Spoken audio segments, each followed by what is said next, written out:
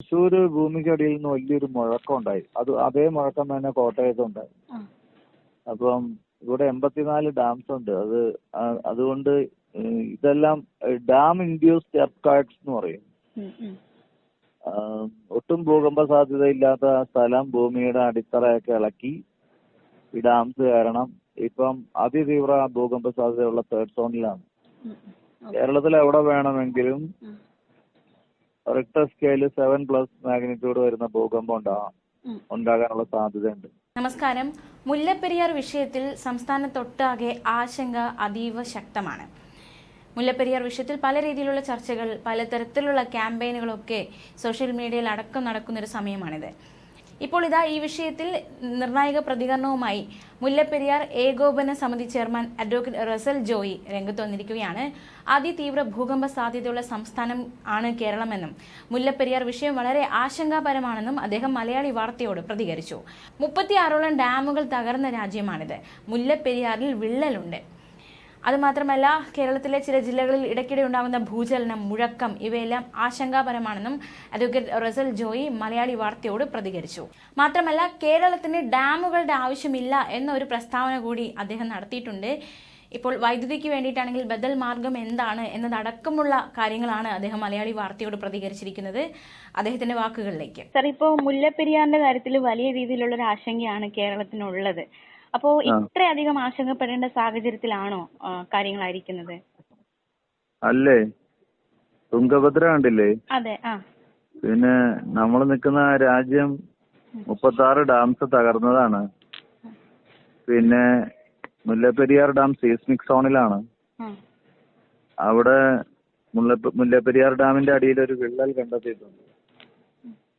പിന്നെ കൊടൈക്കനാൽ ഭ്രംശമേഖല എന്ന് പറയുന്നത് മുല്ലപ്പെരിയാറിൽ നിന്ന് 16 കിലോമീറ്റർ മാത്രം അകലെയാണ്. മുല്ലപ്പെരിയാർ സെന്റർ ചെയ്തുകൊണ്ട് 200 കിലോമീറ്റർ ചുറ്റളവില് 22 എപ്പി സെന്റേഴ്സ് ഉണ്ട് ഭ്രംശമേഖലകൾ. ഭൂകമ്പത്തെ ഏത് ഡാമിന് പ്രതിരോധിക്കാൻ പറ്റും?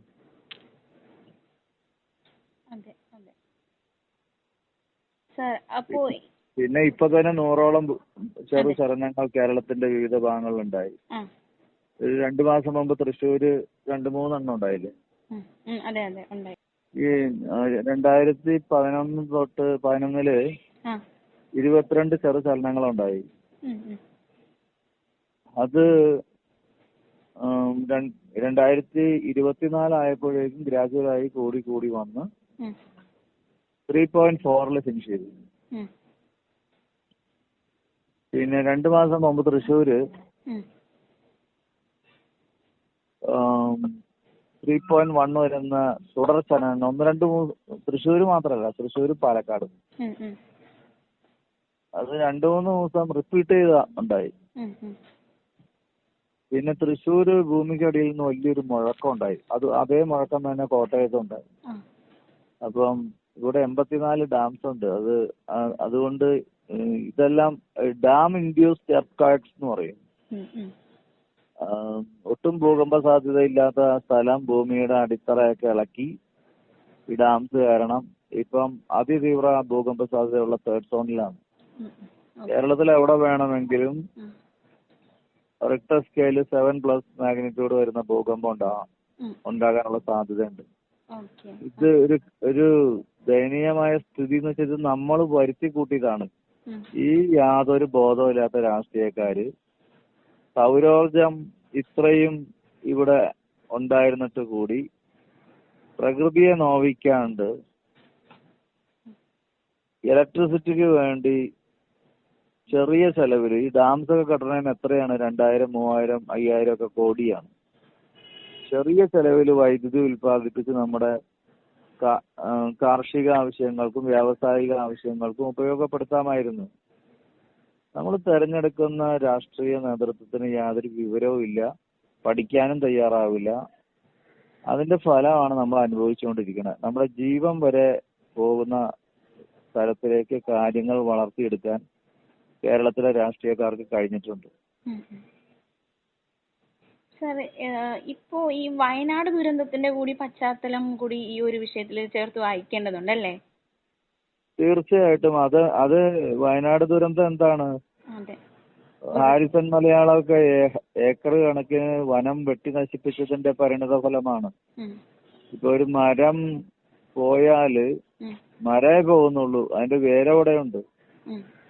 അത് ദ്രവിച്ചു കഴിയുമ്പോ പൈപ്പ് രൂപപ്പെടും. ആ മരത്തിന്റെ വേര് എവിടെയൊക്കെ പോകുന്നുണ്ടോ അവിടെയൊക്കെ പൈപ്പ് രൂപപ്പെടും. മഴ പെയ്താ അതിലെല്ലാം വെള്ളം നിറയും. പിന്നെ പൈപ്പിംഗ് എന്ന് പറഞ്ഞ ആ പ്രതിഭാസത്തിന് തന്നെ പറയുന്നത് പൈപ്പിംഗ് ആണ്. അതാണ് ഉരുൾപൊട്ടലിന് ഒരു പ്രധാന കാരണം. പിന്നെ ഭൂകമ്പങ്ങളും പിന്നെ ഈ കോറികളും അങ്ങനെയുള്ളതൊക്കെ അതിനെ ആക്സിലറേറ്റ് ചെയ്യുന്നുണ്ട്. അപ്പോ ഈ ഇടയ്ക്കിടയ്ക്ക് പലയിടത്തുണ്ടാകുന്ന ഭൂചലനം, മുഴക്കം കേൾക്കുന്നു എന്നതടക്കമുള്ളതൊക്കെ ആശങ്കാപരമായിട്ടുള്ള കാര്യങ്ങൾ തന്നെയാണ് മുല്ലപ്പെരിയാർ വിഷയത്തിൽ വരുമ്പോ, അല്ലേ? അല്ലേ? ആണ്, അതെ അതെ. ഞാൻ അങ്ങോട്ട് ചോദിക്കുന്നത് ആണ്, ആശങ്കാപരം തന്നെയാണ്. അപ്പോ സാർ, ഈ ഇടയ്ക്കൊരു പ്രസ്താവന നടത്തിയായിരുന്നു കേരളത്തിന് ഡാമുകളുടെ ആവശ്യമില്ല എന്ന്. ശരിക്കും എന്തുകൊണ്ടാണ് അങ്ങനെ ഒരു പ്രസ്താവന നടത്താൻ കാരണം? നമ്മള് 38,863 സ്ക്വയർ കിലോമീറ്റർ ഏരിയ ഉള്ളൂ ആകെ. അത് അപ്പോ 38,863 എന്ന് പറയുന്നത് വളരെ ചെറിയൊരു ഏരിയ ആണ്. തമിഴ്നാടിന്റെ ഇപ്പം ഈ രാമനാഥപുരം, മധുര, ശിവഗംഗ എന്നൊക്കെ പറയുന്ന ഈ ദിണ്ടിഗൽ, തേനി, ഈ ഇങ്ങനെയൊക്കെ പറയുന്ന ഈ 5 ജില്ലകളിൽ 2 ജില്ല ചേർത്ത് വെച്ചാൽ മൊത്തം കേരളമായി. പണ്ടത്തെ കർണാടകത്തിലെ സൗത്ത് കാനറ ഡിസ്ട്രിക്റ്റ് ഉണ്ട്. ഈ സൗത്ത് കാനറ ഡിസ്ട്രിക്റ്റ് മൊത്തം കേരളത്തിന്റെ അത്ര ഉണ്ട്. അപ്പൊ ഒന്ന് ആലോചിക്കുക, കേരളം വളരെ ചെറുതാണ്. ഇവിടെയാണ് 84 ഡാംസ് ഉണ്ടാക്കി വെച്ചിരിക്കുന്നത്. ഏകദേശം ഒരു 5000 കോറികൾക്ക് 5000 കോറികൾക്ക് പെർമിഷനും കൊടുത്തിട്ടുണ്ട്. പിന്നെയുള്ള വനനശീകരണമാണ് ഈ ഹാരിസൺ മലയാളം ഒക്കെ ചെയ്തത്. ടാറ്റ തന്നെ മൂന്നാർ മുഴുവനും നശിപ്പിച്ചില്ലേ? ടാറ്റയല്ല, അത് ബ്രിട്ടീഷുകാർ ചെയ്ത പണിയാണ്. അപ്പം കേരളം നല്ലൊരു സ്ഥലമായിരുന്നു, അത് മുഴുവനും ഓരോ രീതിയിൽ നശിപ്പിച്ചു. സാർ, അപ്പൊ ഈ ഡാമുകൾ വേണ്ടാന്ന് പറയുമ്പോ അത് മറ്റ് ബദലായിട്ടുള്ള എന്താണ് സാർ ഉദ്ദേശിക്കുന്നത്? ഡാമുകൾ ഇലക്ട്രിസിറ്റിക്കാണെങ്കിൽ സൗരോർജം മതി. കാരണം വെച്ചാൽ നമ്മൾ വെറുതെ സൗരോർജം പാഴാക്കി കളയുന്നു. യൂറോപ്പിലും അമേരിക്കയിലും ഒക്കെ അവരത് ഉപയോഗപ്പെടുത്തുന്നുണ്ട്. നമുക്ക് ഒരു എൻവയറമെന്റൽ ഡാമേജും ഇല്ലാണ്ട് അത് സൗരോർജം എന്തുമാത്രം ഉണ്ട് കേരളത്തിൽ. 2 മാസം മുമ്പ് നിങ്ങൾ പുറത്തേക്ക് ഇറങ്ങരുത്, സൂര്യാഘാതം ഉണ്ടാവും എന്ന് പറഞ്ഞില്ലേ? അതെ അതെ, പറഞ്ഞായിരുന്നു, മുന്നറിയിപ്പുണ്ടായിരുന്നു. അതാണ്. അപ്പൊ അതൊക്കെ നമ്മൾ പാഴാക്കി കളയാണ്. പിന്നെ വിൻമിൽസ്, നമ്മുടെ സീഷോർ ഉണ്ട്. എത്ര അനുഗ്രഹീതാണ് നമ്മുടെ നാട്. സീഷോർ ഉണ്ട്. കാസർഗോഡ് തൊട്ട് തിരുവനന്തപുരം വരെ സീഷോർ ഇല്ലേ, കന്യാകുമാരി വരെ വിൻമിൽസുകൾ സ്ഥാപിക്കാവുന്നേ ഉള്ളൂ. ഇതൊക്കെ ചെറിയ ചെറിയ പ്രോജക്റ്റാണ്. ചെറിയ പ്രോജക്റ്റുകളിലൂടെ വലിയ വലിയ കാര്യങ്ങൾ നടത്താൻ നമുക്ക് കഴിയും. നമുക്ക് ഗാർഹിക ആവശ്യങ്ങൾക്കും വ്യാവസായിക ആവശ്യങ്ങൾക്കുമുള്ള വൈദ്യുതി ഉൽപ്പാദിപ്പിച്ച് ആ വൈദ്യുതി വിറ്റാൽ തന്നെ കേരളം സമ്പന്നാവും. സാർ, ഈ മുല്ലപ്പെരിയാറിന്റെ വിഷയത്തില് അതൊരു അപകടകരമായ അവസ്ഥ എപ്പോഴും വേണമെങ്കിലും ഉണ്ടാകാം എന്നത് ഏതൊരു സാഹചര്യത്തിലായിരിക്കും? അത് ഇപ്പോ കൂടുതൽ മഴ വരുമ്പോഴായിരിക്കോ, അതോ എന്തെങ്കിലും ഭൂചലനം ഉണ്ടാകുമ്പോൾ അങ്ങനെയായിരിക്കോ? എന്തുകൊണ്ടാണ് ഇത്രയും അധികം അല്ലെങ്കിൽ അപകട ഭീതിയിലാണ് എന്ന് പറയത്തക്ക സാഹചര്യം എന്താണ്? ഇപ്പൊ പണ്ടത്തെ പോലെയുള്ള മഴയല്ല, ഈ ക്ലൗഡ് ബേസ്റ്റിംഗ്, മേഘവിസ്ഫോടനം അല്ലേ? അതെ. മേഘവിസ്ഫോടനം മഴയൊന്നും വേണമെന്നില്ല. ഇത് ഭയങ്കര ഒരു ഭൂകമ്പ സാധ്യതയുള്ള മേഖലയായതുകൊണ്ട് ഭൂകമ്പമാണ് ഇപ്പോഴത്തെ മെയിൻ പ്രശ്നം.